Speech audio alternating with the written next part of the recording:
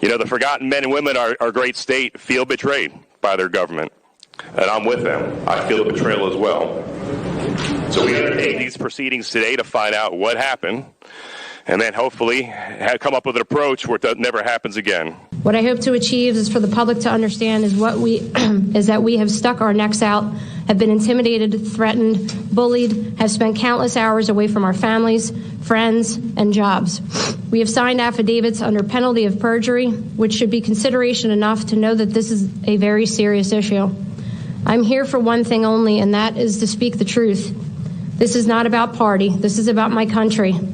Every American deserves transparency, truth, and be able to question those in power without fear of intimidation, bullying, or backlash. I hope this committee takes action if needed, and justice will be swift to anyone involved in fraudulent activity. The Republic is angry, disgruntled, tired, beaten up, and ready to defend this country.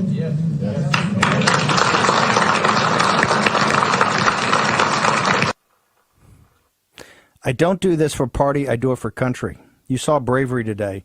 So remember, folks, we got to have their back. If you're in for the fight, it's game on. And they're going to take this roadshow everywhere. They're going to go to every state and get local witnesses to talk about the finesse. Talk about the finesse. Talk about how this was stolen. This was stolen, absolutely not even a question about it. They have the evidence. They have the statistical data to back it up. They have the evidence. They have the connective tissue. And Josh Shapiro and those guys are just going to have to live with it. He can tweet all he wants. Cuomo and those guys don't have to cover it. They can say it's all false. Hey, do it. We'll see you in court. We'll see you at your legislature. And we're going to see you in front of the American people. Because it's obvious. I want to go to Jack Posobiec now on a couple of things that you thought were particularly highlights. What about this vote spike? Walk me through that, Jack. That seemed to get everybody's attention. I know it was a big deal on election night, but now people are looking at it in the cold light of day. Yeah, Steve, there's a lot of people talking about this vote spike. I don't know if you guys have the clip there, but what essentially it was, and we all saw this on that evening, we're bringing it up again, 600,000 of these votes popped up in a spike, in a late night spike in Pennsylvania, and this was just one state. There are many states where this happened. 570,000 of them went to Biden and then went to Trump. And this is, I'm just describing what happened at the hearing. They said, how many went to Trump? And they said only 3,200. That was it. The whole room burst out into laughter. The whole room burst out into laughter. They said they couldn't believe it. It didn't make any sense. It's not statistically accurate. It's not statistically possible. And I want to say something else very quickly here is that these people who stood, these are the people at this hearing, these witnesses, these are the people that get called deplorable. These are the people that get called chumps, that Joe Biden called ugly, right? These are regular people. These are decent, hardworking people. These are the same people that I would see at the rallies, that I would see across this country, not just in Pennsylvania, right? They're not getting paid to do this. They're not making money doing this. They're going out there, sticking their necks out on the line, putting their names, their faces, right? Their honor, their sacred honor on the line. Where have you heard that before, right? This is what the media talks down. This is who the media talks down to. And on the flip side, these are the same people that are going to take back our republic. These are the people. That is it right there. These are heroes. The vote spike was big. What about the chain of custody issues? We've talked about this. Right. So you had a lawyer there from Delaware County. Yep. And Delaware County is an interesting county because it always used to be that the Democrat machine ran Philadelphia, but then there was a Republican machine from the 70s through the 90s up into the early 2000s that really ran Delaware County. Now Delaware County is run by the Democrat machine. So that Philadelphia machine has kind of subsumed them in Delaware County. That's a little bit of local inside baseball for folks there. But in Delaware County, there's still some people who remember how it was and that are very professional, that have been together. And this guy's an attorney. He comes forward and says, look, I understand how chain of custody works. I understand how evidence works in a hearing. There's no chain of custody on these ballots. He said they were ballots that were getting brought in, that they had no idea where it came from. He said there were ballots that were coming in that had already been opened before they had even been brought into the place where they were supposed to be counted. He's there serving as an election observer, and he couldn't understand how that was possible. They were bringing these these ballots in that with no chain of custody. And if you're not documenting that, this was a very key point that he made, if they were not documenting that throughout the election night and throughout that counting process, then that means the chain of custody is lost. That means that if this were an actual court hearing, you wouldn't even be able to present that as evidence because there's no chain of custody now.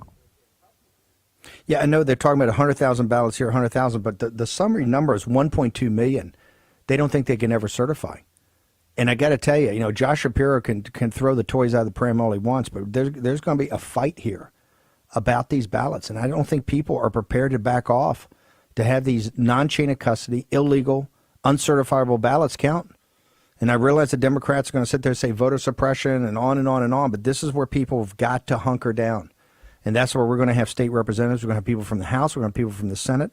We're going to have witnesses on following Posobiec. Posobiec, what else did you find particularly interesting? I know you're curating this because it was 3 hours long. Look, it's just one of those things where it's stuck in my craw and it's stuck in my mind that how do you even understand this situation? They said, well, there was one witness, early witness, and he was talking about recreating ballots. And now we saw some of these videos when we were watching it. The president alluded to this, with these overhead closed-circuit cameras that you couldn't really see what was going on. It was so far away.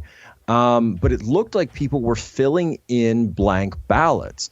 Now, I'm wondering if this is what the witness was referring to, because he said that there were some ballots that had been done that had been then gone over with a pink highlighter, and that there was a problem that this highlighter, the machine that they were trying to feed it through, the scanner couldn't read them. And so that they were then instructed, and again, this is his testimony, they were then instructing people, the poll workers, to start recreating the ballots. And they said, what was the process for verifying that people were actually copying everything exactly as it was done, 1-to-1, one Biden for one Biden, one Trump for one Trump? He said there was no observation, no certification of this whatsoever, that people were just told to do it and that nobody was going around really paying attention to how these ballots are being recreated. And I said, my goodness, that sounds like something you might hear out of Belarus. That doesn't sound like something that makes a lot of sense, and certainly a process that absolutely needs to be investigated. You got to crack that open, find out exactly what was done there. Going back, as we just talked about, what's the chain of custody on these things? What's the chain of custody to make sure that the ones that weren't counted were they discarded with this pink highlighter ones? What exactly went down? I can think when I was in the intelligence community, they would train us to say, all right, you come up with you've got your forward questions, but then you've also got your leads that you're holding on to. So you're asking your follow-up questions. I can think of about 1,000 follow-up questions that I'd love to ask that witness. Well, and thinking of that, where do you think this goes as far as the legislature goes, as far as having a joint session and actually having these guys crossed as they should be?